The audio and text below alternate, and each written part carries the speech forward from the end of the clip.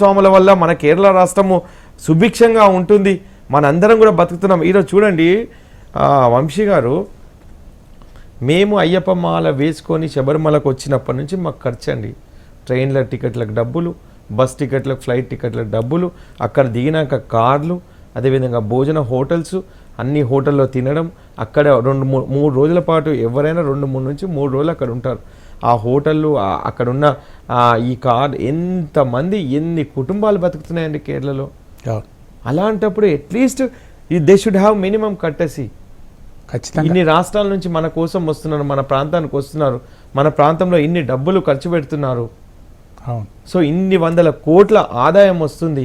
అలాంటప్పుడు ట్రాన్స్పోర్ట్ నడుస్తుంది, రైళ్లు నడుస్తున్నాయి, వాళ్ళ హోటళ్ళు నడుస్తున్నాయి, వాళ్ళు అన్ని రకాలుగా నడుస్తున్నాక ఈరోజు ఇలాంటి పరిస్థితి రాకూడదని మేము అయ్యప్ప స్వామి, ఇంకొక ముఖ్య విషయం ఏంటంటే, ఇన్ని రకాల ఇబ్బందులు పెడుతున్నా మాకు ధైర్యం ఏంటంటే, మా స్వామి మాకు ఎటువంటి అపాయం చేయడనే ధైర్యంతోనే ఇంతమంది, లక్షల మంది అయ్యప్పలు పెడుతున్నారండి అక్కడికి. ఎందుకంటే శరణం అంటే మరణం లేదని చెప్పేసి మాకు ఒక ఇది ఉన్నది, శరణం ఉంది. స్వామి ఏ శరణమయ్యప్ప అంటే ఆ స్వామి మాకు ఎటువంటి బాధలైనా తీరుస్తారని. ఇన్ని కష్టాలు, ఇన్ని బాధలు పడి వస్తున్నామంటే ఆ స్వామిని మా కళ్ళతో ఒక్క నిమిషం చూడాలని, ఒక్క నిమిషమైనా చూద్దామంటే అక్కడ పోలీసు వాళ్ళు నెట్టివేస్తారు. సరే, ఇంకొక విషయం ఏంటంటే, మేము కూడా అది లక్షల మంది క్యూలలో ఉంటారు కాబట్టి దాని విషయంలో మేము ఎక్కడ మాట్లాడడం. మేము ఒక సెకండ్ స్వామిని చూసి స్వామి ఏ శరణమయ్యప్ప అని ఒక రెప్పపాటు కాలం చూసినా సరే ఆ స్వామికి దండం పెట్టుకొని మేము బయటికి వెళ్ళిపోతాం. కానీ ఈ రకమైన వ్యవస్థ మాత్రం సరైనది కాదు. దీనిపై స్పందించాల్సిన అవసరం ఉంది. సరే, కొందరికి దర్శనాలు బాగా అవుతున్నాయి, కొందరికి అలాంటి ఇబ్బందులు లేని వాళ్ళు ఉన్నారు. ఇబ్బందులు పడుతున్న వాళ్ళు కొందరున్నా కానీ మనకు అది ఇబ్బందే కదా. మన స్వాములంగా అంటే కొత్తగా మాల వేసుకొని కన్యాస్వాములు వెళ్తూ ఉంటారు కదా, వారికి మీరు ఎటువంటి సూచన చేస్తారు? భయపడాల్సిన పరిస్థితులు ఉన్నాయి, కానీ ఎలాంటి జాగ్రత్తలు తీసుకోవాలి?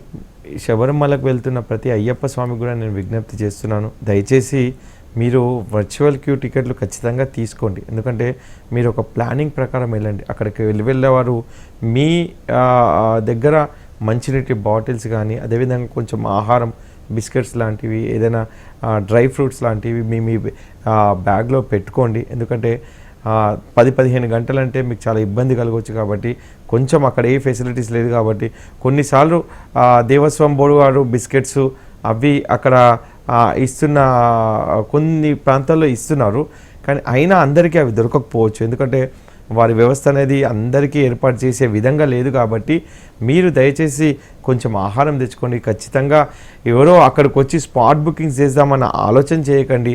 మీరు సరి అయిన ఏర్పాట్లు మాత్రం చేసుకొని వెళ్ళాలి.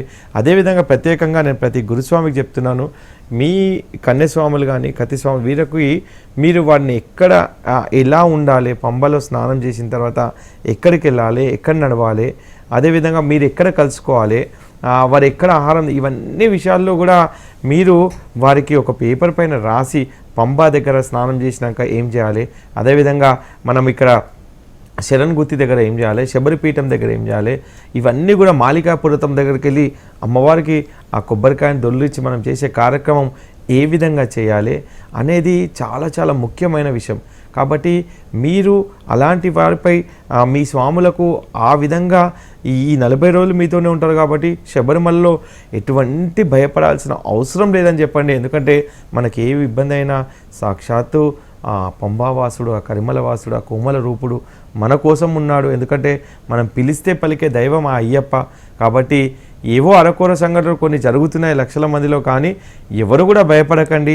స్వామి సన్నిధికి, స్వామికి దర్శనం చేసుకోవడానికి, మనందరము కూడా స్వామిని చూడడానికి 1000 అంటే కళ్ళల్లో ఒత్తులు వేసుకొని కూడా మనము ఆ స్వామిని చూద్దామని బయలుదేరుతున్నాం. కాబట్టి ధైర్యంగా మనం ముందుకు వెళ్దాం. మనకు స్వామి అండదండ ఉన్నది. మాలాంటి సంస్థలు ఖచ్చితంగా ప్రభుత్వానికి, అధికారుల దృష్టికి, ఇలాంటి మీడియా ఛానల్ ద్వారా మేము ప్రభుత్వ అధికారుల దృష్టికి, ట్రెవెన్కోర్ బోర్డు వారికి కూడా మేము ఈ విషయాలు తెలియజేస్తాం. అందరూ ధైర్యంగా ఒక ప్లానింగ్ ప్రకారం వెళ్ళామని మాత్రం నేను తెలియజేస్తున్నానండి. చాలా అద్భుతంగా చెప్పారు స్వామి. స్వామి ఒక మాట, ఈ అయ్యప్ప స్వామి గుడికి వెళ్ళటానికి ముందు ఒక సమాధిని దర్శించుకోవాలని ఒక ఒక నియమం ఉన్నట్టు చెప్తారు. నిజానికి ఇది మధ్యలో కల్పించారు. ఒక ముస్లిము అయ్యప్ప స్వామికి స్నేహితుడయ్యే అవకాశమే లేదు. పురాణాల్లో అప్పుడు ముస్లిమ్సే లేరు, ఇదంతా కట్టు కదా అని చెప్తుంటారు. ఇందులో ఏది నిజం? మీరు చెప్తున్న వాస్తవమైన విషయం ఏంటంటే, అయ్యప్ప స్వామి చరిత్రలో వావరు అనే వ్యక్తి ఒక ఆటవికుడు. ఆయన వావర్ అంటే ముస్లిం కాదు, ఒక ఆటవిక జాతికి చెందిన ఆయన. అడవిలో స్వామివారు పులిపాలకు వెళ్తున్నప్పుడు స్వామివారిని అడ్డగిస్తాడు, ఒక బందిపోటు అక్కడ. అప్పట్లో అడవిలో ఏంటంటే ఎవరైనా వస్తే దోచుకోవడం, వారికి సరైన ఏది లేకుండా ఉండే కాబట్టి దోచుకోవడం. అలా స్వామివారిని దోచుకుంటున్నప్పుడు స్వామివారు వారికి చేసిన ఒక హితోపదేశము వారిని కదిలించి వేసింది. అప్పుడు ఆయన ఒక మిత్రుడుగా స్వామివారికి చేయడం జరిగింది. ఆయన ఒక ఆటవికుడు మాత్రమే.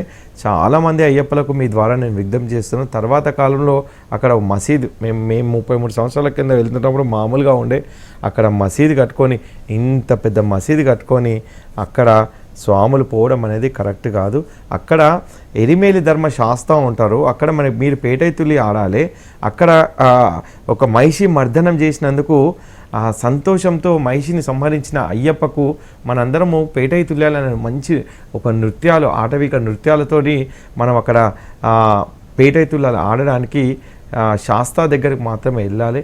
కానీ ఎవరు కూడా వావర్ దర్గాకు దర్శించదు. ఎందుకంటే అయ్యప్ప స్వామి దీక్షలో మనం ఒక శవం ముందుకు వస్తుంటే ఎవరైనా చనిపోతేనే పక్కకు తప్పుకుంటాం. కానీ అలాంటి సమాధులకు పోయే సంస్కృతి మన అయ్యప్ప స్వామి చరిత్రలో లేదు. కాబట్టి దయచేసి ప్రతి ఒక్కరూ ఈ విషయాన్ని మరీ గ్రహించండి.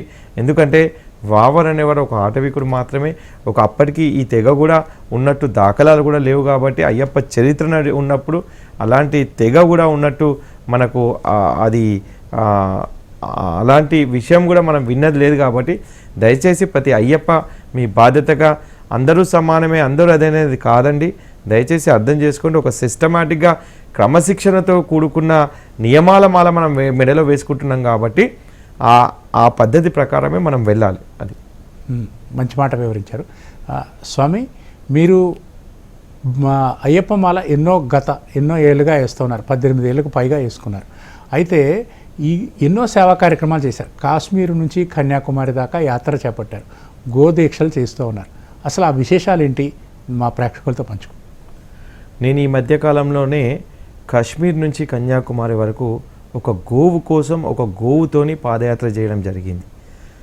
మన భారతీయ సంస్కృతిలో గోవుకు చాలా విశిష్టమైన స్థానం ఉంది. కాబట్టి అలాంటి గోవు అంతరించిపోవద్దు.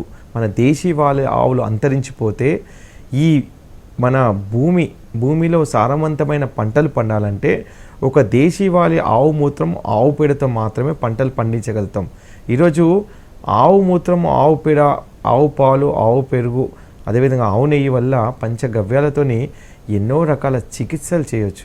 అలాంటి ఆవు లేకపోతే మన మనుగడ లేదు. కాబట్టి ఆ సేవ్ కౌ సేవ్ ఎర్త్, ఈ మట్టి కాపాడబడాలంటే ఈ ఆవు ఉండాలి అనేది ఒక యూనివర్సల్గా అది చేస్తూ నేను కాశ్మీర్ లాల్ చౌక్ నుంచి పాదయాత్ర ఈ స్వామి మాల వేసుకొని దాదాపు 7 నెలలు మాల వేసుకొని నేను ఈ పాదయాత్ర చేయడం జరిగింది. మీరు విజువల్ చూస్తున్న ఆ ఆవు పుంగనూరావు, ఈ అమ్మ దేశమంతా పాదయాత్ర చేసింది. ఇంకొక ముఖ్య విషయం అయ్యప్ప స్వాముల మీ అందరికీ తెలియజేయడం ఏంటంటే, ఈ ఆవు లేకపోతే మనం అయ్యప్ప మాల వేయడం సాధ్యం కాదు. మీరు పెట్టుకునే విభూతి ఆవు పేడతోని, మీరు సన్నిధానం ఏర్పాటు చేయాలంటే ఆవు మూత్రంతో మీరు అక్కడ శుద్ధి చేసిన తర్వాత సన్నిధానం చేయాలి. ఇవన్నీ అయిన తర్వాత 40 రోజులు మీరు దీక్షను చేసిన తర్వాత మన ఆత్మ అనే ఆజ్యాన్ని ఇరుముడిలో మన కుటుంబ సభ్యులందరం కలిసి భక్తి ప్రవృత్తులతో మనం చేసే ఇరుముడిలో స్వచ్ఛమైన దేశీవాళీ ఆవుని ఇవ్వాలి. అందుకే ఈ ఆవుని తీసుకొని నేను హైదరాబాద్లో ప్రపంచంలో మొట్టమొదటిసారి ఇరుముడి కట్టి ఈ ఆవును శబరిమల సన్నిధానంకు తీసుకుపోవడం జరిగింది. మేము ట్రెవెన్కోర్ బోర్డు వారికి తెలియజేసాం, ఇట్లా ఆవుతోని ఇరుముడి కట్టుకొని ఆవు వస్తుంది, మాల వేసుకొని ఇరుముడి కట్టుకొని ఈ ఆవు వస్తుందని చెప్తే ట్రెవెన్కోర్ బోర్డు వాళ్ళు సరే మీరు రండి, మేము ఇక్కడ ఏర్పాటు చేస్తామని చివరి నిమిషంలో పంబాకి వెళ్ళాక నన్ను అక్కడి నుంచి పైకి వెళ్ళడానికి అనుమతి ఇవ్వలేదు. కానీ నేను ఆ స్వామికి ఒకటే మొక్కున్నా, స్వామి అనుగ్రహం ఎలా ఉంటుందండి, స్వామి ఈ అమ్మ కొండపైకి రాకపోతే నేను కూడా శబరిమల కొండకు మళ్ళీ ఎప్పుడు రానని చెప్పాను. అక్కడ ఏం జరిగిందో తెలియదు, మిరాకిల్ పోలీస్ వాళ్ళు అడ్డుకున్నా కానీ సాక్షాత్తు ఆ స్వామి తర్వాతనే ట్రెవెన్కోర్ బోర్డు అయినా ఏ బోర్డు అయినా కానీ ఆ ఆవు శబరిమల సన్నిధానం వరకు ఇరుముడితో వెళ్ళడం తీసుకెళ్ళడం నా జన్మ సుకృతమైందిగా నేను భావిస్తున్నాను. అందుకే ప్రతి అయ్యప్ప కూడా మన ఆవును కాపాడుకుంటే మనం మాల వేసుకోగలుగుతాం. కాబట్టి అదేవిధంగా ఈ ధర్మాన్ని ఈ సమాజంలో ఉన్న ప్రతి ఒక్కరు కూడా కాపాడాల్సిన అవసరం ఉందని మీ ద్వారా నేను తెలియజేస్తున్నాను స్వామి. ధన్యవాదాలు బాలకృష్ణ గురుస్వామి గారు. ఈ కార్యక్రమంలో పాల్గొని అయ్యప్ప భక్తులకుండే ఎన్నో సందేహాలను నివృత్తి చేశారు. మీకు ధన్యవాదాలు. ఇది ఇవాల్టి స్వామియే శరణం అయ్యప్ప ప్రత్యేక కార్యక్రమం. మరో కార్యక్రమంలో మళ్ళీ కలుద్దాం. అంతవరకు